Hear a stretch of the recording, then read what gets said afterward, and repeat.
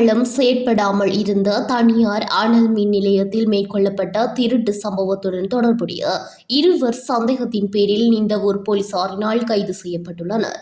நீண்ட காலமாக தனியார் அனல் மின் நிலையத்தில் இடம்பெற்று வந்ததாக கூறப்படும் இத்திருட்டு தொடர்பில் உரிமையாளர் முறைப்பாடு ஒன்றினை அண்மையில் அம்பாறை மாவட்டம் நிந்தவூர் போலீஸ் நிலையத்திற்கு வழங்கியிருந்தார்.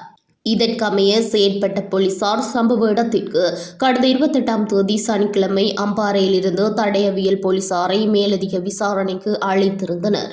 அத்துடன் இச்சம்பவத்துடன் தொடர்புடைய காவலாளி உட்பட மற்றும் ஒரு சந்தேக நபரையும் நிந்தவூர் போலீசார் கைது செய்துள்ளனர். கைதான சந்தேக நபர்கள் இருவரும் தடுத்து வைக்கப்பட்டு விசாரணைக்கு உட்படுத்தப்பட்ட பின்னர் சட்ட நடவடிக்கைக்காக சமாந்துறை நீதிவான் நீதிமன்றத்தில் ஆஜர்படுத்த நடவடிக்கைகளை மேற்கொண்டுள்ளனர். இதில் ஒரு சந்தேக நபர் வாயு துப்பாக்கி ஒன்றினை வைத்துக் கொண்டு குறித்த தனியார் அனல் மின் நிலையத்தில் உள்ள புறாக்களை வேட்டையாட வந்திருந்ததாக கூறியிருந்தமை ஆரம்பகட்ட விசாரணையில் இருந்து தெரியவந்துள்ளது. அத்துடன் சந்தேக நபர் வசமிருந்து மீட்கப்பட்ட வாயு துப்பாக்கி குறித்தும் விசாரணை மேற்கொள்ளப்பட்டு வருகின்றமை குறிப்பிடத்தக்கது.